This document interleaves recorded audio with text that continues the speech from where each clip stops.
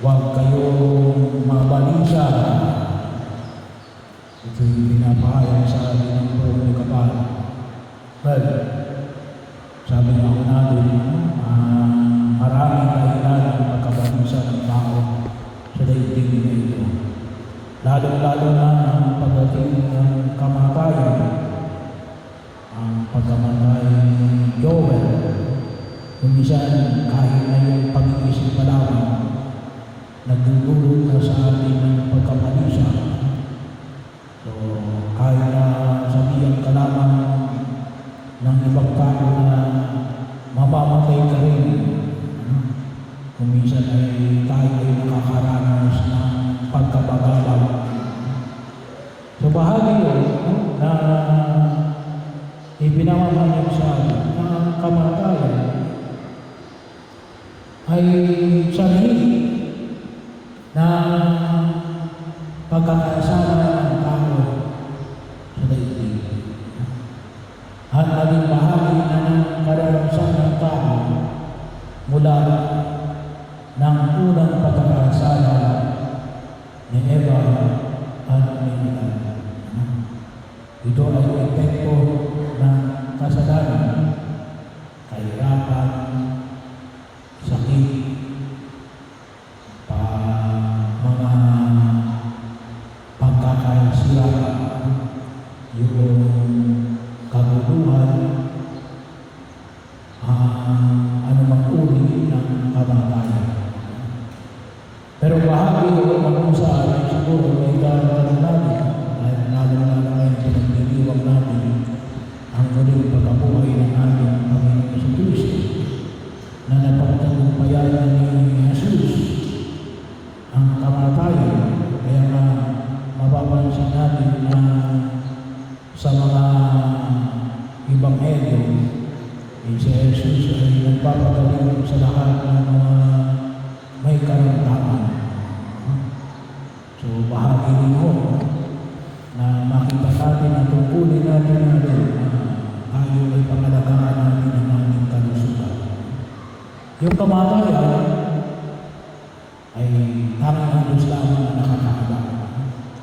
Yung mahirap pa yan, yung naghihirap ka bago ka dumating sa kamatayan. So kaya sana po ay pag-ingatan natin yung ating kalusugan. At kapag lang din sa inyong kaalaman sa mula po taon na ito, ay nagkakaroon ako ng healing session sa lahat ng uri ng karamdaman. Pagkatapos ng ating unang misa pag-araw ng linggo. Yung first class namin ay 6:30, pagkatapos ng meron tayong healing session. Ipinagdarasal namin yung lahat ng mga may sakit, anumang uri ang kanilang karamdaman, at pinapahila natin ng Santo Olio yung mga kapatid natin na hihingi ng kanilang kagalingan. So bahagi yun, nais ng Diyos natin na madaling tayo sa lahat ng ating karamdaman. Pero alam natin, lahat tayo ngayon darating ng kamatayan. Bahagi yun, kaya makain sa Jesus ay dumanas ng kamatayan. Yung malamang, nagkaroon siya ng muling pagkabuhay. At gawa ng muling pagkabuhay ni Jesus, tayo ay nananalig na bubuhayin tayo muling ni Jesus. Hindi na lang dito sa lupa. Hindi na tayo nangyayari dito sa lupa. Saan? Doon sa langit. At ito hindi nilulog natin sa lahat ng mga kapatid natin na mga kamatay na. Kaya sana nga po pakinabangan natin, lalo-lalo na yung mga sakramento mula sa sakramento ng binyag, kumpil, yung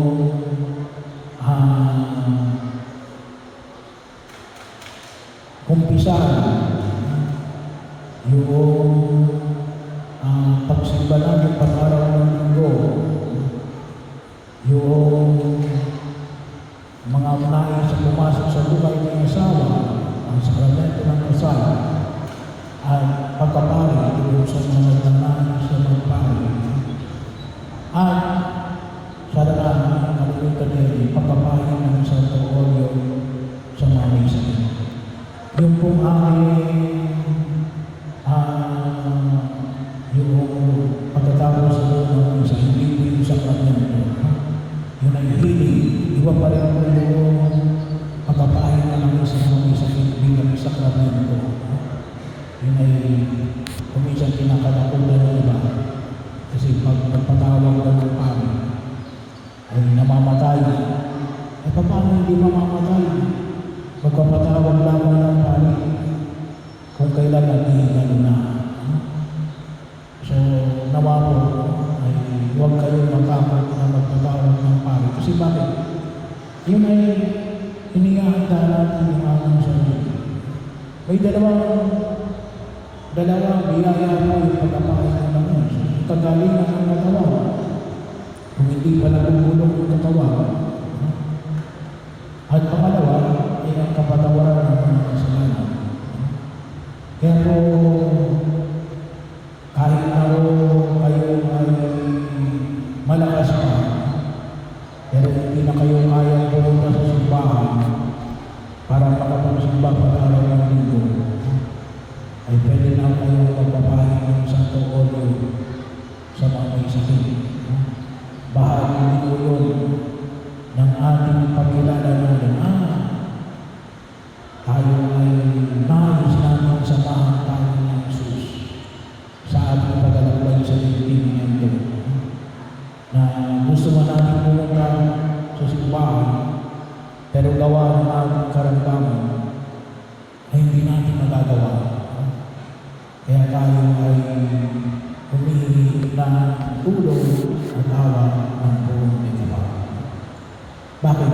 Kasi ilang dulot ng muling pagkabuhay ni Jesus, ang buhay na walang hanggan.